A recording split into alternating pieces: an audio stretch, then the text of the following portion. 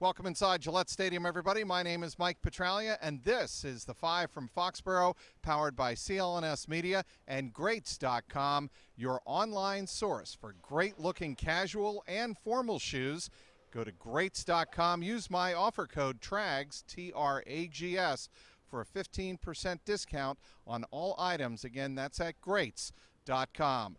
The Patriots, in the long-awaited rematch of Super Bowl 51, beat up the Atlanta Falcons here at Gillette Stadium on Sunday night, 23-7. The game was really never in doubt, especially after halftime.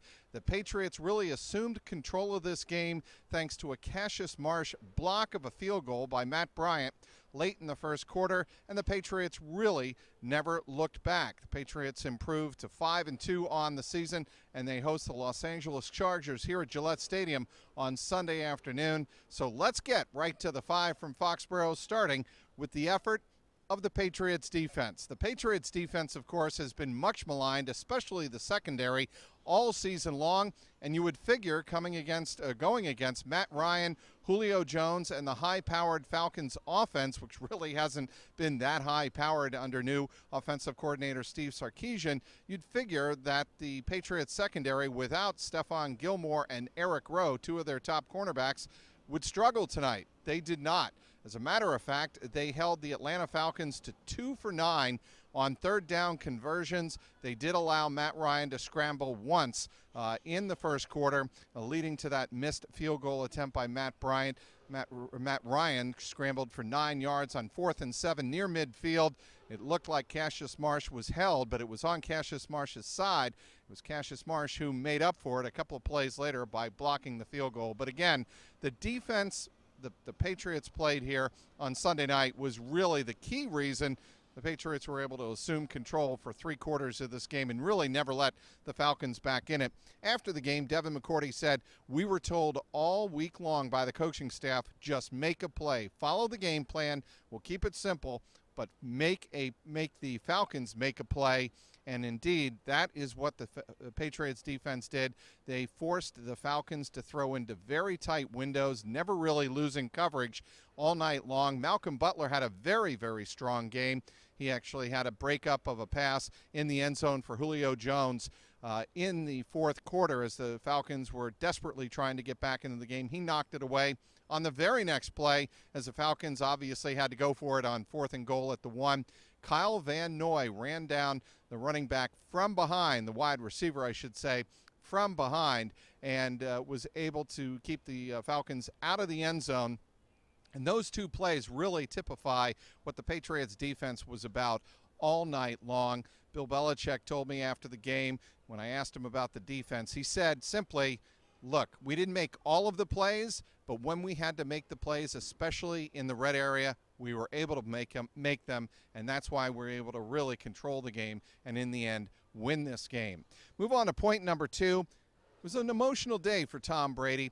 Tom Brady's mom, Galen, and obviously his father were also in attendance. Galen and Tom Brady Sr. in attendance for this game. Tom Brady said after the game that doesn't happen very often, and he was very happy to have them come to the stadium and see their son win a game. Tom Brady tonight, incredibly efficient, 21 of 29. He didn't even pass for 300 yards, 246 yards as a matter of fact, but he had touchdown passes of 11 yards to Brandin Cooks and of 2 yards to James White. Of course, James White, the Super Bowl 51 hero. The 2-yarder was kind of a throwback to February in Houston, as James White caught the pass right at the front of the end zone and right before halftime, giving the Patriots a 17-0 lead going into the locker room. But on the Brandin Cooks play, it was interesting because Brady was in shotgun, took the shotgun snap, and just dropped the ball in the hands of Brandin Cooks, something that Brady said after the game they've been working on. It was Brandin Cooks running around to his left side, led by a lead block of none other than Rob Gronkowski. Gronkowski said he could hear Brandin Cooks yelling at him, "Go, Gronk, go, go," all the way down to the 2 and eventually the end zone as Brandin Cooks reached for the left pylon, touched it in for the touchdown, and the Patriots had their first touchdown of the day, of the night. And, of course, as I said earlier, that was after the Cassius Marsh blocked field goal attempt. We get to in point number 3, Cassius Marsh. He played a very impressive game setting the edge, except for the one time where it looked like on replay that he was being held. Cassius Marsh played an impressive game on the edge, but in special teams, in point number 3 of our 5 from Foxborough, it was Cassius Marsh taking advantage of an opportunity, partly because Gino Grissom was inactive, so Cassius Marsh in on the field goal block unit.